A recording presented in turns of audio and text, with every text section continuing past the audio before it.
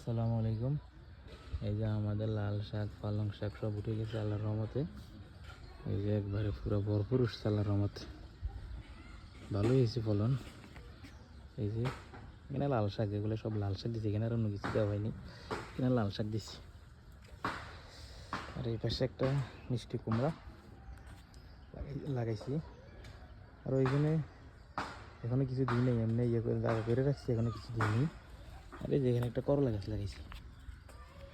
আর এখানে যে গাছগুলো লাগাইছিলাম আপনার মিষ্টি কুমড়া, লাউ, বরবটি, আসলে গাছগুলো মরে গেছে। যে এখানে শসা গাছ লাগাইছি, শসা গাছগুলো মরে গেছে। কেন মরছে আসলে জিনিসটা বুঝতে পারলাম না। পরবর্তীতে আবার আমি লাগাইছি গাছ, আর ওইদিকে আরও গাছ রোপণ করবো। আর এই যে মিষ্টি কুমড়াটা আসলে এই যে দেখেন, এগুলো কেন এরকম হয়ে গেছে বুঝতেছি না। তারপরে যে এখানে পুরোপুরি উঠে নাই, এখানে ধনিয়া উঠবো আর পালং শাক উঠবো। আর এই যে ফাঁকা ফাঁকা ঢেঁড়স গাছ দিছি, এই যে ঢেঁড়স, এই যে ঢেঁড়স গাছগুলো উঠছে আল্লাহর রহমতে। আর এই যে আরেকটা জিনিস হলো কি, এই যে এখানে আসলে আমাদের নোয়াখালী সেটাকে জাহা বলে আর কি, জাহা দিছি।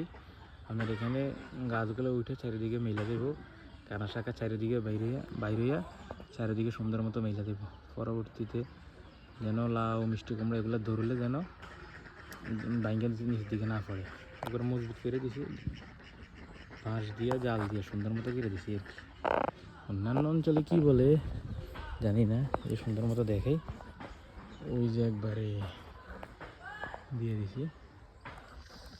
আর এই যে লাউ গাছগুলো, এই যে এখানে কদিন পরে লাউ ধরবো ইনশাল্লাহ, আল্লাহ যদি বাঁচায় রাখে ইনশাল্লাহ লাউ ধরবো কদিন পরে। এই যে আরেকটা লাউ গাছ, এই হচ্ছে মিষ্টি কুমড়া গাছ। এখানে সুন্দর মতো বাঁশ দিয়ে দিছি, গাছগুলো উপর দিকে উঠে এই যে বাঁশ দিয়ে বাঁশের উপরে মেলে দেবো সুন্দর মতো। পরবর্তীতে ফল আসলে ধরলে কিছু হবে না, সুন্দর মতো এখানে ঝুলবো,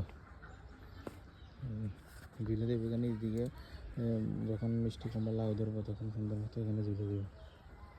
এখানে এই যে কলমি, লাল শাক, এখানে আসলে কাদামাটি ছিল, পরে আমি লাল শাকগুলো এখানে ছিটে দিছি, ছিটে দেওয়ার পরে দিয়ে সুন্দর মতো এখানে হয়ে গেছে। আসলে এগুলো আমাদের খাওয়ার জন্য, এগুলো আসলে ব্যবসায় অথবা বিক্রি করার জন্য না, এগুলো আসলে আমরা খাওয়ার জন্য করি, প্রতি বছরে করে থাকি আল্লাহর রহমতে। আমরা যারা দেশে থাকি তারা আসলে এই জিনিসগুলোর মজা বুঝতে পারি।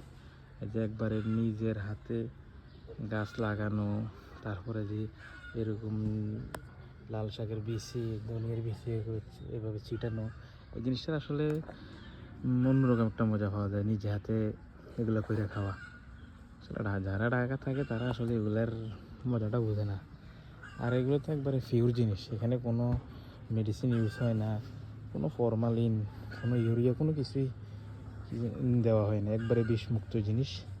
আমরা যারা দেশে থাকি তারা আসলে একবারে বিষমুক্ত জিনিস খাইতে পারি। যারা ঢাকাতে থাকে তারা আসলে এগুলার ইয়েটা জানে না।